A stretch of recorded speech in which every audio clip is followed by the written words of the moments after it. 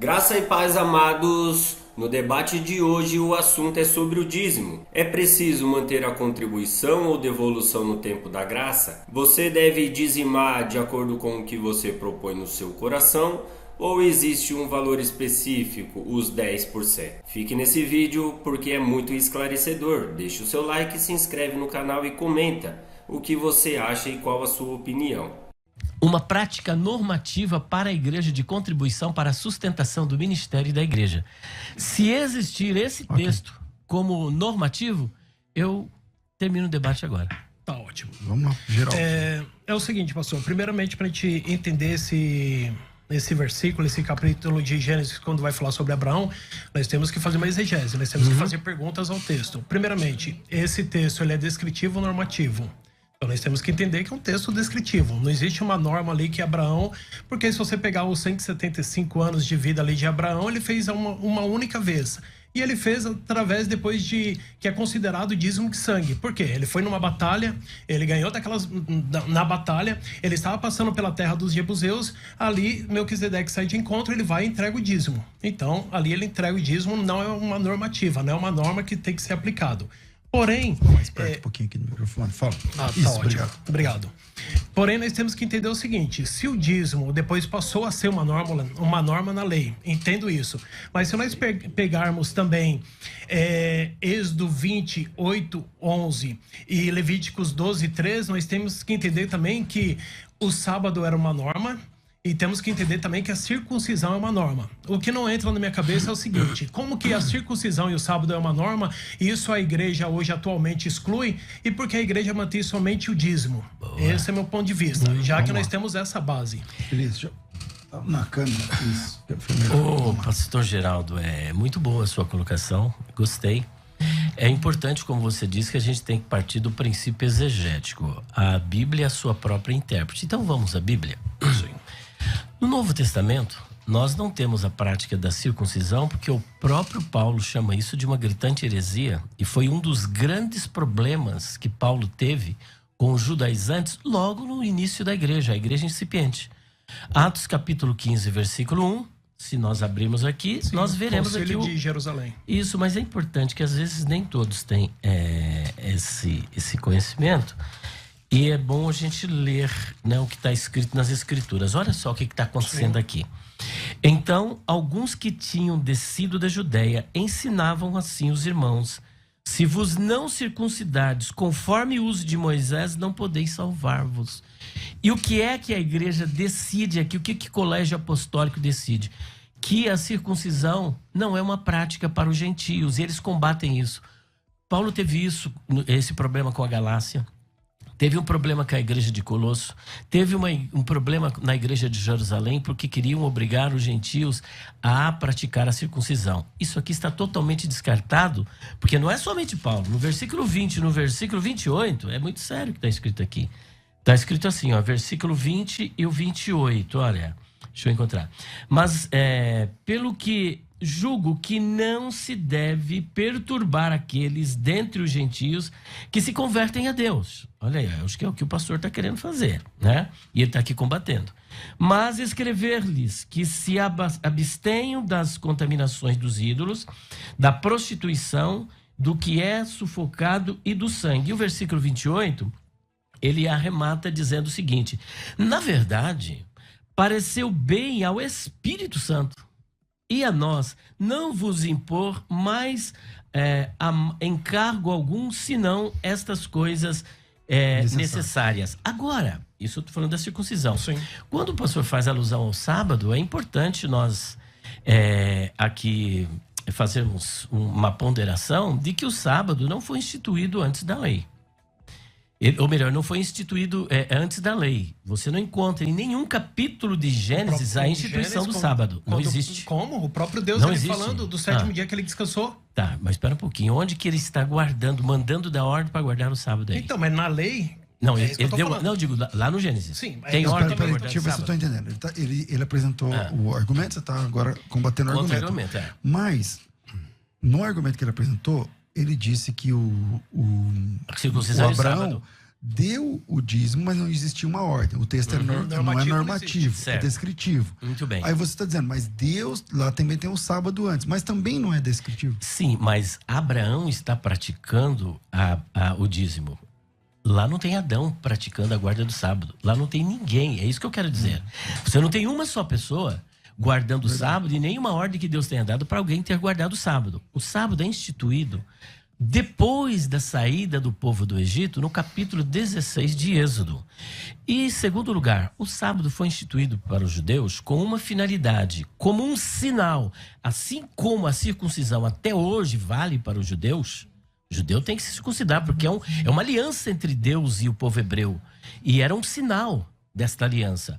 Da mesma sorte, o sábado, assim como a circuncisão, é um sinal, ainda é para eles um sinal entre Deus e o povo hebreu.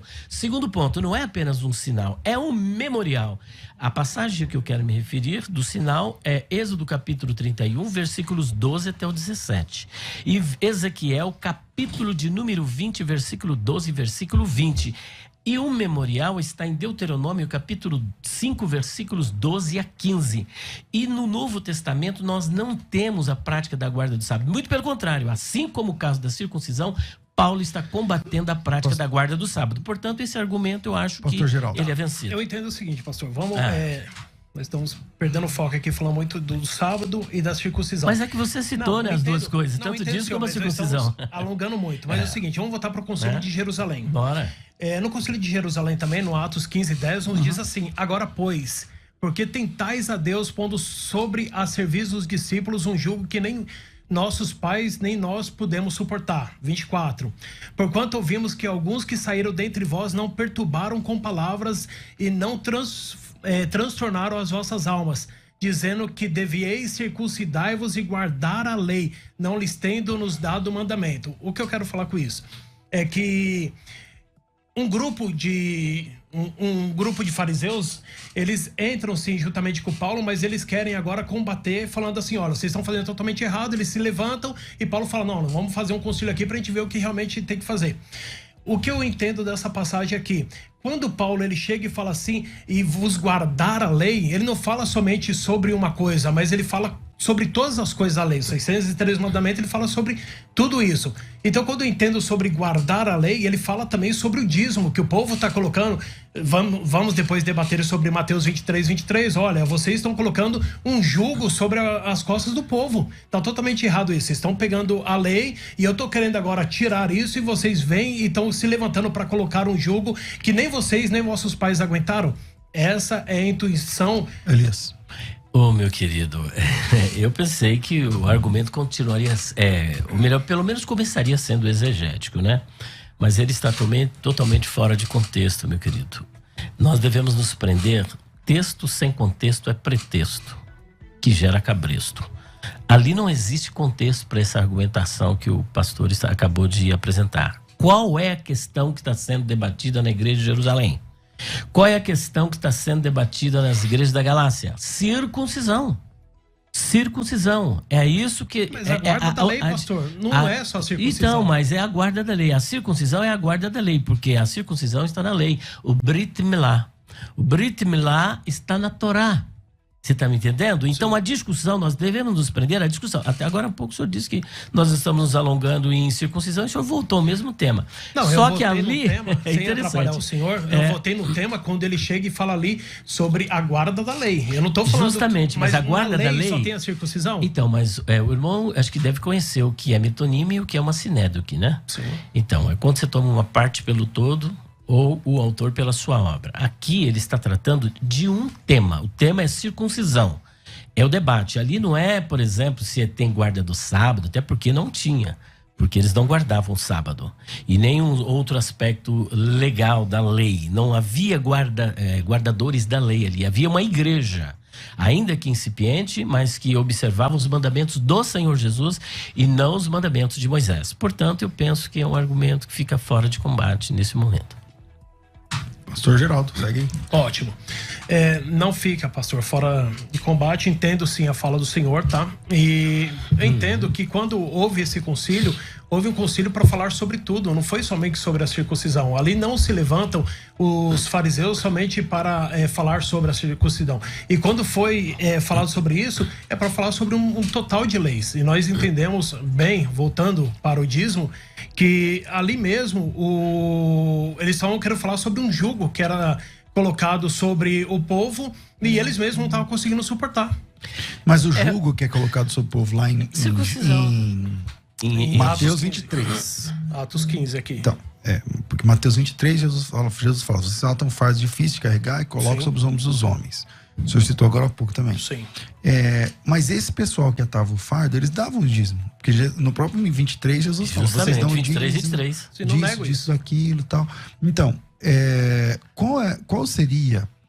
Você é cristão, serve a Jesus na Igreja Batista. Sim. Sua igreja deve ser dizimista, porque a Igreja Batista é dizimista. Sim. Qual é o método de contribuição que o irmão entende ser bíblico para a igreja? Eu entendo a forma hoje de... Vamos colocar de ofertas, uma forma mais generosa. O que é generosa? É onde você não coloca uma porcentagem sobre os ombros dos irmãos. Por que eu falo isso? E você tem um texto que comprove que a igreja, como norma para a igreja, que ela deve fazer isso? Tem um texto? Não, o próprio Paulo fala que você tem que ser generoso. Por favor. Ele vai citar Coríntios 9. Mas cita. Você conhece o texto? Sim, não, mas é isso que eu quero trabalhar. Trabalha o texto. Então, calma aí. Tá ótimo. Deixa eu explicar minha visão e o senhor coloca do senhor. Okay. Eu entendo que é o seguinte, temos que ser generosos, pastor. Por quê? Porque se eu pego uma pessoa rica hoje, 10% para ela não faz falta de nada, 10%. Mas se eu pego aquela pessoa que está num estado de calamidade ali, 10% dessa pessoa pode ser tudo. Então eu não posso colocar essa norma junto dessas pessoas. Eu posso explicar sim para essa pessoa que ela pode contribuir conforme está no coração dela. Ela pode contribuir se ela... Vamos, um exemplo simples. Eu estava assistindo um debate do senhor com o pastor Lucas.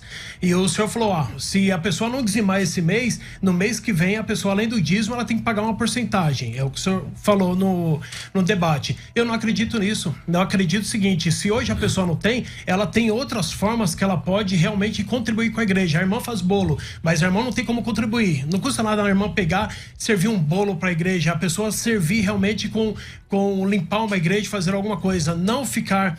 somente martelando, você tem que dar os 10%, porque é mandamento, você tem que dar os 10%, senão o devorador. Hoje a grande maioria das igrejas faz. Então, meu ponto de vista é o seguinte, a pessoa tem que ser generosa? Sim, e generosidade ela pode ir além de 10%. Não ficar preso somente numa porcentagem que as igrejas hoje batem. Ok, pastor Elias. Bom, eu estava esperando que o senhor fosse me apresentar a Bíblia, né, para poder... confirmar a sua assertiva. Nós começamos agora. Ele perguntou para o pastor qual o meio normativo, biblicamente falando, de contribuição para a manutenção do ministério. Parece-me que o senhor não apresentou. Eu gostaria que o senhor até apresentasse o texto que ele falou, porque ali não é uma contribuição normativa para a igreja. Ali foi uma oferta específica para judeus pobres, para pessoas necessitadas. Verdade. Porque onde diz para trazer o dízimo, também diz que é para trazer as ofertas. Se nós excluímos o dízimo, também devemos excluir as ofertas. Por que excluir o dízimo e não a oferta, se o problema lá em Malaquias é dízimo e oferta? Então, se excluir um, tem que excluir o outro. Então, eu acho assim, 2 pesos e 2 medidas. Ainda está faltando o senhor apresentar o texto de uma contribuição normativa para a igreja. Esse texto não tem, meu querido. Agora, do dízimo eu tenho. Tenho Jesus falando do dízimo. Não é uma norma? Norma. Ele manda. Opa, vamos lá. Onde que é uma norma? Pera aí. Vamos lá? Vamos. Posso? Então vamos lá. Pastor, você acabou de apresentar. Só tem esse texto. Mateus 23, 23. Bom, mas tem um. Você tem algum? Eu acabei de falar pro senhor. Eu tenho um. Segue o seu. Ó, eu tenho um. Você tem quantos? Vamos lá. Nenhum, né? Então tá bom. Então vamos lá. Capítulo 23. Elias, cadê os óculos? Esqueci no carro meus óculos, rapaz. Tô aqui igual o Bartimeu aqui, ó. Vai. Ai de vós, escribas e fariseus hipócritas. Sim. Pois que dais o dízimo da hortelã, do endro e do cominho e desprezais o mais importante da lei. Aí as pessoas tomam esse texto aqui dizendo que Jesus está condenando o dízimo. Não. Ele está simplesmente mostrando a hipocrisia. Ou seja, eles davam prioridade ao dízimo, mas a justiça, a fé eles não praticavam. Agora, o fato de uma pessoa não praticar a justiça e a fé e o amor, não significa que ela não tenha que cumprir com a outra obrigação que aqui está. E é justamente o que Jesus diz no final. Olha só. Do caminho e desprezais o mais importante da lei, o juízo, a misericórdia e a fé. Deveis, porém, fazer essas coisas e não omitir aquelas. Ele está dando a ordem. Sim, mas serve para graça. Não, mas pera um pouquinho. Quem falou aqui? Jesus, certo? Jesus, sim. Jesus disse, mandou fazer isso aqui. Agora, quando nós tomamos o texto de Hebreus, capítulo 7, mostrando que Jesus é sumo sacerdote, segundo a ordem de Melquisedeque, veja que não é segundo a ordem de Arão. Melquisedeque recebeu os dízimos. Jacó depois recebeu, também pagou os dízimos. Foi um a lei, bom, seja lá como for, eu tenho nas escrituras uma prova disso. Depois a lei foi instituída os dízimos. Jesus está aqui dizendo que eles não deviam parar de entregar o dízimo. Depois diz que Jesus é sumo sacerdote segundo a ordem de Melquisedeque. Então, eu penso que estou em vantagem em relação ao Senhor, porque o Senhor não me apresentou nenhum texto de uma oferta ou de uma contribuição normativa como prática para a igreja. Se o Senhor me mostrar o que eu disse, eu já paro o debate aqui, o Senhor já Pastor ganhou. Tá bom. Se isso é normativo, então nós temos que entender também que o Mateus 8,4 tem que ser normativo, pastor. Porque Jesus diz assim, ensinando o que eles deveriam fazer. Quando tá em Mateus 8,4, Jesus diz assim para o leproso, que curou o leproso, vai, mostra-te ao sacerdote, apresenta a oferta que Moisés determinou para lhe servir de testemunho. Então é o seguinte, hoje não temos mais essa prática. Não existe mais essa prática. E o que eu quero que o senhor entenda é o seguinte, Jesus falou, Mateus 23, sim, mas Jesus disse para quem? No início nós já entendemos, Jesus não está falando para a igreja, pastor. Bom, mas nós temos em Hebreus, eu acabei de apresentar para o pastor, que em Hebreus... Jesus... Não, tá, vamos lá. Hebreus, Jesus é sumo sacerdote segundo a ordem de Melquisedeque. Agora a pergunta que eu deixo para o senhor, eu continuo. Se o dízimo não é uma prática normativa para a igreja não deve contribuir com os dízimos, é o que o senhor está deixando entender. Sim. Eu gostaria que o senhor apresentasse aqui para esse público qual é o tipo de contribuição que a igreja deve apresentar como normativa para a manutenção da igreja, por favor. Então, quando eu falo para o senhor que Paulo deixa bem claro... Aonde? Essa clareza, isso que eu quero ver, essa clareza. Tá, quando Paulo chega e fala assim, olha... A partir de hoje, as ofertas, ela tem que ser generosa. Não, espera um pouquinho, mas vamos lá. O senhor leia, veja bem, o seu discurso inicialmente era um discurso exegético. Agora é o que eu penso, é que Paulo, mas o senhor não foi ao texto. Vamos ao texto, por favor, vamos lá. Qual é o texto? Qual que é? Vamos lá, pastor. Deixa eu pegar aqui um texto. Bora lá.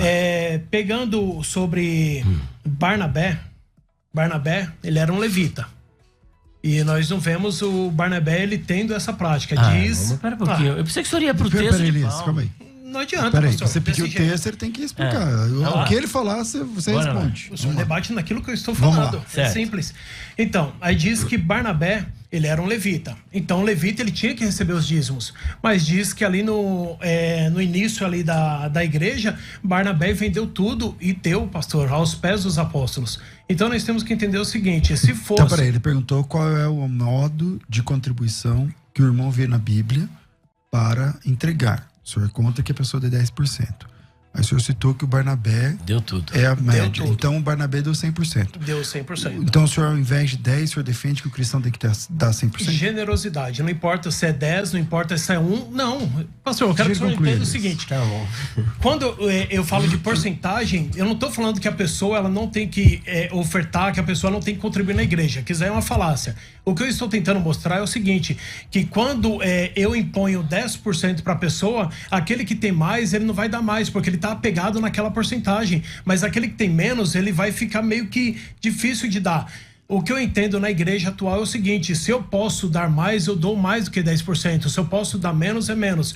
E o que eu não concordo hoje atualmente... as imposições que é feita juntamente aos membros da igreja, a imposição que é feita. Comecei a gostar agora de ouvir. O senhor não gosta das imposições. Então o senhor está transformando a distorção numa regra. Olha só, a distorção numa regra. Nós estamos trabalhando com as escrituras, pastor. Sim. Com as escrituras. E eu ainda estou esperando o texto que o senhor vai apresentar. Se o senhor for apresentar a atitude de Barnabé, e não somente de Barnabé, espera um pouquinho.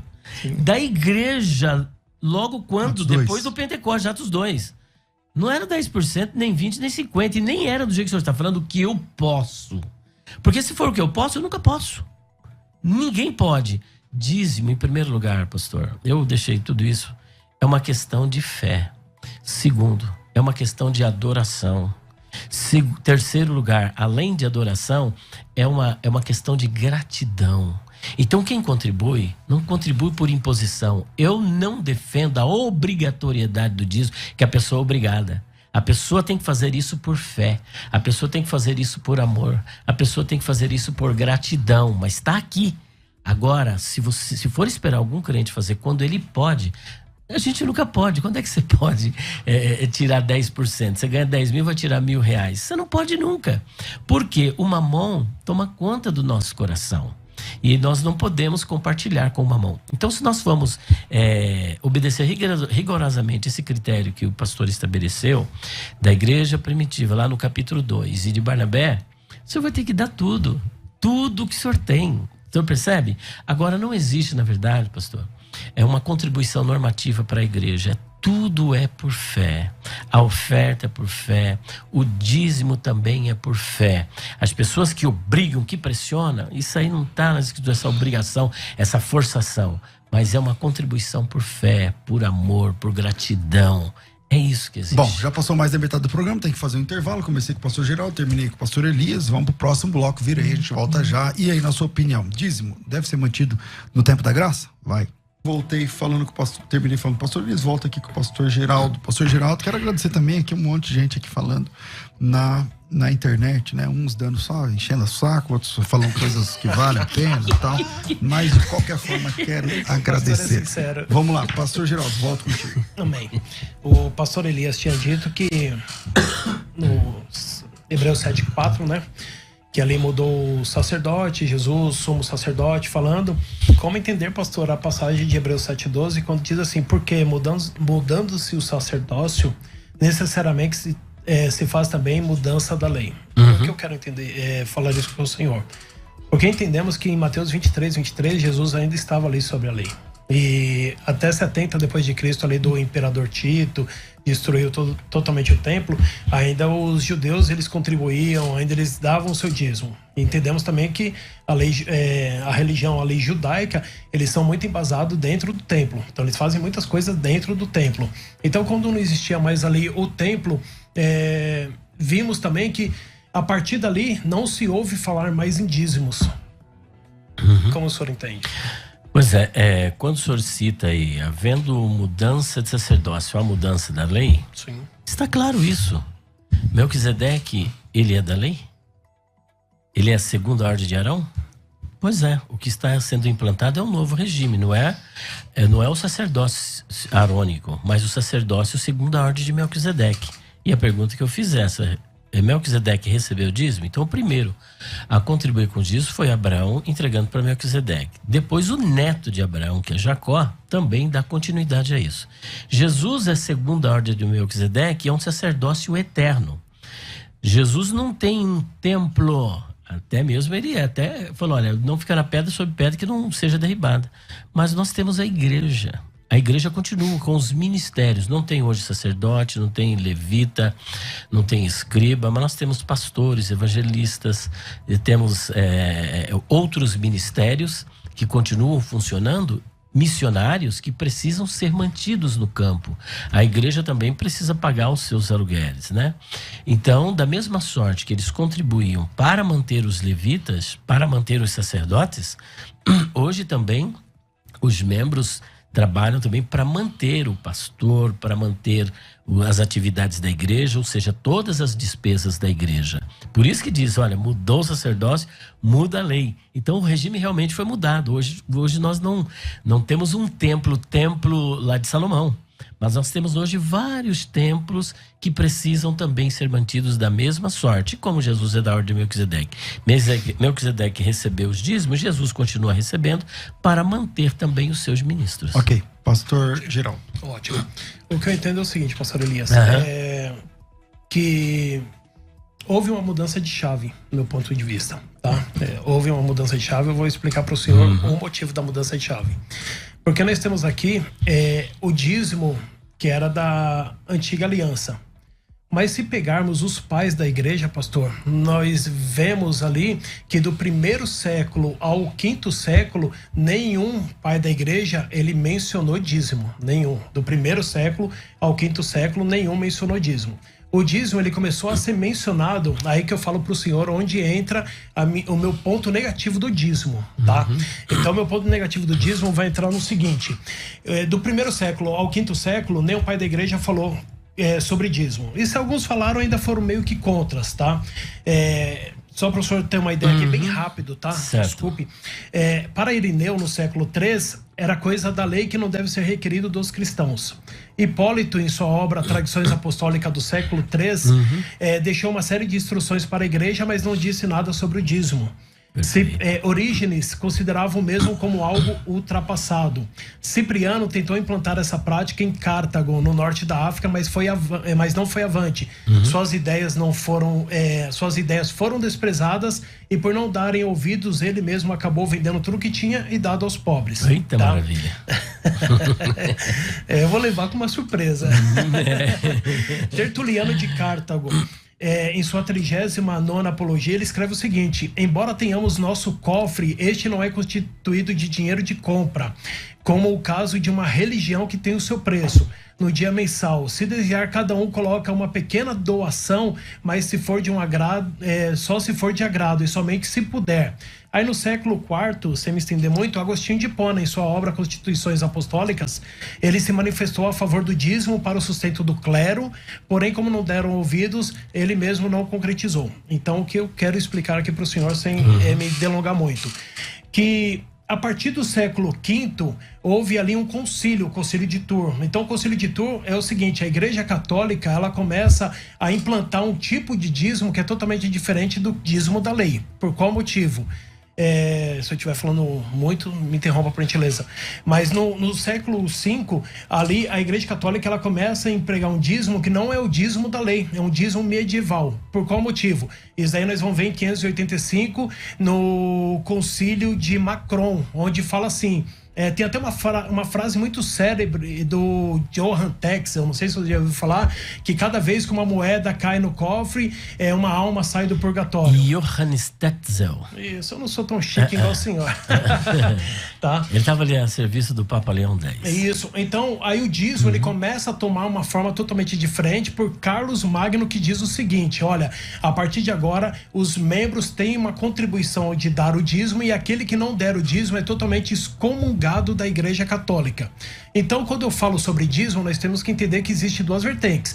Tem a vertente do Velho Testamento e tem a vertente imposta pela Igreja Católica Apostólica Romana, que é o que a grande maioria das igrejas hoje... Ixi, tenho muito o que vos dizer e pouco tempo para falar. Pastor Geraldo, eu respeito muito os pais da igreja, inclusive eu faço alusão aos pais da igreja. Mas a primeira verdade que eu gostaria de deixar aqui explicitada é que os escritos dos pais da igreja não é a Bíblia. Para fins exegéticos, para fins hermenêuticos, para fins de doutrina, de padrão para a igreja, é só a Escritura. Isso ficou decidido na Reforma Protestante. Só Cristo, só a Reforma. Então, quando eu digo só os pais da igreja, eu tenho um perigo. Mesmo Agostinho também, ele dá início ao purgatório. Existem tantas heresias apresentadas pelos pais da igreja que, se nós fôssemos aqui cumprir, seria um problema seríssimo. Então, eu acho que nós abandonarmos as Escrituras para lançarmos mão aos escritos dos pais da igreja como normativo para a igreja é um perigo. Segundo ponto, o senhor percebe que um disse assim: olha, você só faz se puder, se todo mundo adotar esse princípio do se puder, ninguém contribui. O senhor já conhece aquela história, né? De que precisavam arrecadar 1.000 litros de leite, aí colocaram um grande galão de 1.000 litros. Aí o pessoal falou: todo mundo vai colocar leite aqui, eu vou colocar 1 litro de água. Só que todo mundo pensou igual e ficou 1.000 litros de água. Então, se for no se puder, eu não posso nunca. A verdade é essa. Se não for pela fé, o senhor nunca pode. O senhor pode? O senhor não pode. Porque a gente sempre vai ter alguma coisinha pra gente gastar. Então, perceba que esse pai da igreja que disse isso, ele fere totalmente as escrituras, porque não tem amparo. A contribuição é se puder, o dízimo é se puder, a oferta é se puder. Não existe isso nas Escrituras. Então isso soa totalmente contrário. Agora o segundo ponto. O fato da Igreja Católica instituir o dízimo na sua igreja, isso daí não é argumento para eu parar de contribuir. Por exemplo, a Igreja Católica acredita na doutrina da Trindade. O senhor acredita ou rejeita? Acredito. Pois é, devia rejeitar, porque é a Igreja Católica. A Igreja Católica acredita que o Senhor Jesus Cristo é Deus. O senhor acredita ou rejeita? Acredita. O senhor está entendendo? Então não é porque aceita ali, o cara disse uma verdade, que essa verdade não pode ser crida, só porque é uma seita. Esse princípio, eu acho que ele deve ser refutado. Nós devemos analisar se o argumento é bíblico. Bom, eu vou para as considerações finais por conta do nosso tempo, e aí cada debatedor tem uma média de 1 minuto e meio, mais ou menos, para concluir a sua posição dentro desse tema. Vira aí, considerações finais. Vai. Considerações finais. Debates com o pastor César Cavalcante. Bora lá, hoje recebendo aqui pastor Geraldo Moreira e pastor Elias Soares. Pastor Geraldo, agradeço pela sua participação, suas considerações finais dentro desse tema, por favor. Tudo bem. Eu ainda acredito, tá, pastor, naquilo que eu vim defender. Eu acredito, a igreja não é isenta de contribuir, tá? Da mesma forma que o senhor falou que a igreja precisa ser sustentada, sim, acredito. Acredito que o pastor, sim, deva receber, tá? Mas eu acredito que a igreja atual nossa, na forma que nós estamos vivendo, não existe somente uma prática de dízimo para fazer uma contribuição dentro do templo, dentro da igreja. Eu acredito que a igreja, por nós sermos sábios, deveria ter outros tipos de contribuições que realmente sustente a igreja. Nós temos que... Existem contribuições, falando assim, existe até uma igreja de um pastor amigo que ele faz o seguinte: ele ensina os membros a como trabalhar dentro da Bolsa de Valores. Então ele pega as ofertas do membro, ele ensina os membros a trabalhar dentro da Bolsa de Valores, e ali tem uma arrecadação bem maior do que se ele pedisse o dízimo, tá? Então eu acredito que existem outros tipos de ofertas que... o povo possa dar para contribuir sim para a igreja. Não isento isso de, se você tem, dá, se você tem, não dá. Não, eu acredito que a pessoa dá, mas aquilo que ela tiver, tá? Mas ela tem que dar. Então eu acredito que a igreja ela tem que partir do pressuposto que existe outras formas de uma pessoa contribuir sem colocar aquilo que eu falei para o senhor, um tipo de um dízimo medieval, onde vai ser uma obrigatoriedade. Se você não der, você está excomungado da igreja. Então esse é o meu ponto de vista, tá? E o senhor arregalou os olhos, mas eu conheço muito. Quando eu falo isso, é porque eu conheço muitas igrejas e eu vivi dentro de uma igreja que há 15 anos que era dessa forma. Você era obrigado, ou você não tinha nenhum cargo na igreja, ou você era excomungado da igreja. Porém, como eu disse para o senhor, eu defendo que não somente o dízimo, tá? Okay. Existe outros tipos de oferta. Pastor Geraldo, obrigado. Quem quiser encontrar o senhor nas redes sociais, saber seu contato, comprar seu livro, como é que faz? Vamos lá. O meu livro hoje está na Amazon, tá? Só procurar pelo meu nome, Geraldo Moreira, encontra. Não consegui ainda impresso, mas se Deus quiser vou conseguir. Redes sociais, geraldo.moreira.neto, me encontra no Instagram. Maravilha. Pastor Elias, obrigado pela sua participação, suas considerações finais. Eu entendo que o dízimo, ele não pode ser como o pastor acabou de apresentar. A igreja que obriga e exclui o membro, está errado esse procedimento, isso não é bíblico, essa atitude. Ele deve ser um ato de fé, um ato de amor, um ato de gratidão, um ato de adoração, um ato espontâneo. Mas você não é obrigado. Na verdade, você não é obrigado a nada. Você não é obrigado nem a ir pro céu. Você vai se você quiser. Se quiser, receba de graça da água da vida. Olha só, o livre-arbítrio, né? Então a pessoa tem a liberdade. Agora, ficou assim no ar, né? Porque se o dízimo ele não deve ser colocado como algo normativo para a sustentação do ministério, o que seria, né? Oferta também nós não temos. Onde fala contra o dízimo, onde o pessoal diz que não é para dar o dízimo, fala também, onde fala do dízimo também fala da oferta. Então, se não é para contribuir com os dízimos, da mesma sorte não é para contribuir com as ofertas.